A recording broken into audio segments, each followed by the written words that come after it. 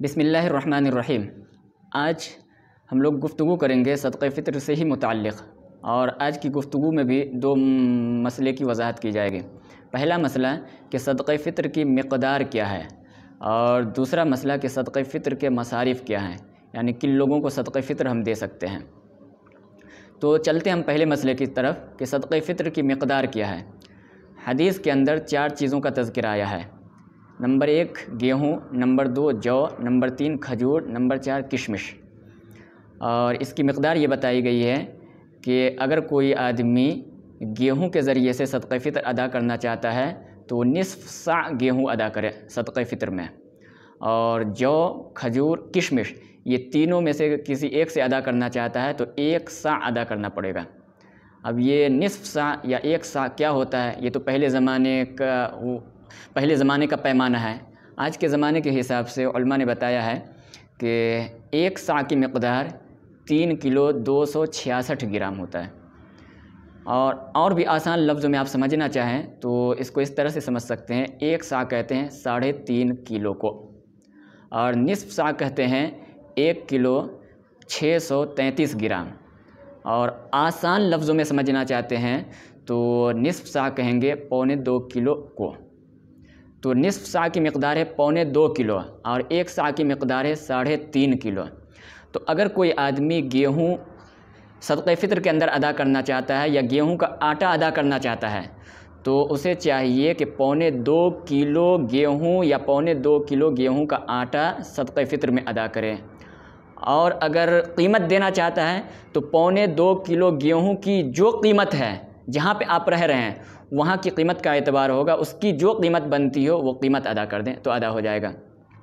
और अगर कोई शख्स जौ के ज़रिए से या खजूर के ज़रिए से या किशमिश मुनक्का के ज़रिए से अदा करना चाहता है या खजूर के ज़रिए से अदा करना चाहता है तो फिर 1 सा अदा करना पड़ेगा। और 1 सा की मिक़दार मैंने बताई है 3.5 किलो, यानी 3.5 किलो जौ या 3.5 किलो खजूर या 3.5 किलो किशमिश अदा करना पड़ेगा, तब जा कर के सदक़े फ़ितर अदा होगा।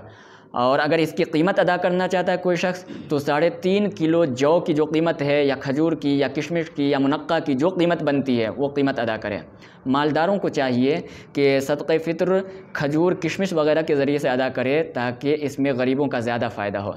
और जो लोग मुतवस्सित दर्जे के लोग हैं तो वो गेहूँ के ज़रिए से अदा कर दें, क्योंकि गेहूँ की मिक़दार में कीमत कम होती है, खजूर और किशमिश की मिक़दार में कीमत ज़्यादा होती है। तो जिसको अल्लाह ने वुसअत दी है, ताकत दी है ज़्यादा, तो उनको चाहिए कि खजूर और किशमिश की कीमत के हिसाब से सदक़े फ़ितर अदा करें ताकि गरीबों का ज़्यादा फ़ायदा हो सके।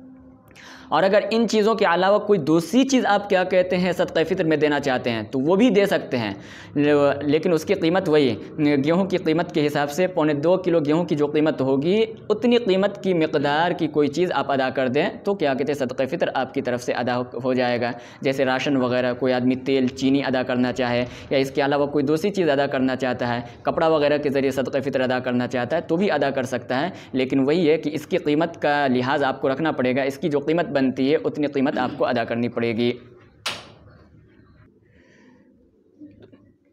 आदमी को चाहिए कि जहाँ पे हो वहाँ की कीमत का एतबार करें। अभी इस साल 2020 में बेंगलोर में सदक़े फ़ितर की मिक़दार तकरीबन 70 रुपया है, और हमारे बिहार में इमारत शरिया का जो ऐलान आया है वहाँ सदक़े फ़ितर की मिक़दार तकरीबन 40 रुपया है।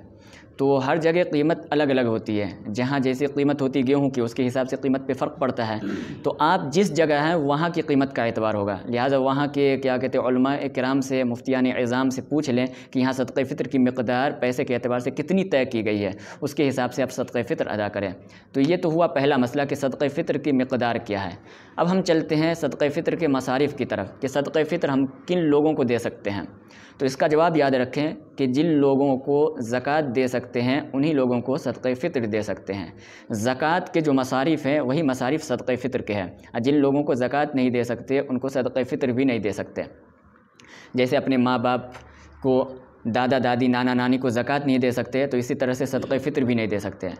अपनी औलाद, बेटा बेटी, पोता पोती, नवासा नवासी, इनको ज़कात नहीं दे सकते तो सदक़े फ़ितर भी नहीं दे सकते। इसी तरह से किसी इमारत में जैसे जिस तरह से ज़कात नहीं लगा सकते, सदक़े फ़ित्र भी नहीं लगा सकते। इसी तरह से कब्रिस्तान की ज़मीन ख़रीदने में, मदरसे की ज़मीन ख़रीदने में, मस्जिद की ज़मीन ख़रीदने में, इसी तरह से किसी उस्ताद को तनख्वाह देना हो, या इमाम को, या मुअज़्ज़िन को, या किसी क्या कहते हैं मास्टर को तनख्वाह देना हो, तो जिस तरह से उस तनख्वाह के अंदर ज़कात की रकम नहीं दी जा सकती है, इसी तरह से सदक़े फ़ित्र की रकम भी नहीं दी जा सकती है। तो जहाँ जहाँ ज़कात नहीं दिया जा सकता वहाँ वहाँ सदक़े फ़ित्र भी नहीं दिया जा सकता। जिन लोगों को ज़कात दे सकते हैं उनको सदक़े फ़ित्र भी दे सकते हैं।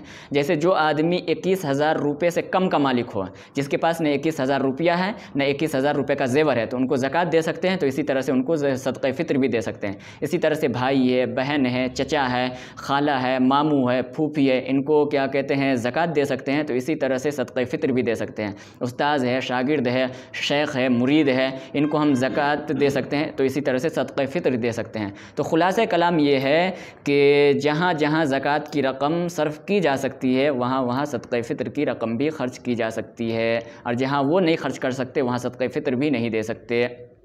और जिस तरह से ज़कात के अंदर तमलीक शर्त है, यानी मालिक बनाना शर्त है, इसी तरह से सदक़े फ़ित्र के अंदर भी मालिक बनाना शर्त है। सिर्फ़ क्या कहते हैं इबाहत से, मुबाह करार देने से जैसे ज़कात अदा नहीं होती, सदक़े फ़ित्र भी आपका अदा नहीं होगा। उम्मीद है कि आज की गुफ्तगू आप हज़रात को समझ में आ गई होगी। अगर समझ में आ गई हो तो जहाँ तक हो सके अपने ग्रुप्स में, अपने दोस्त अहबाब में हमारी इस वीडियो को शेयर कीजिए, ताकि लोगों को ज़्यादा से ज़्यादा मसले की जानकारी हो सके। और हमारे चैनल से जुड़ना चाहते हैं तो शिफ़ा ऑनलाइन चैनल को ज़रूर सब्सक्राइब कीजिए।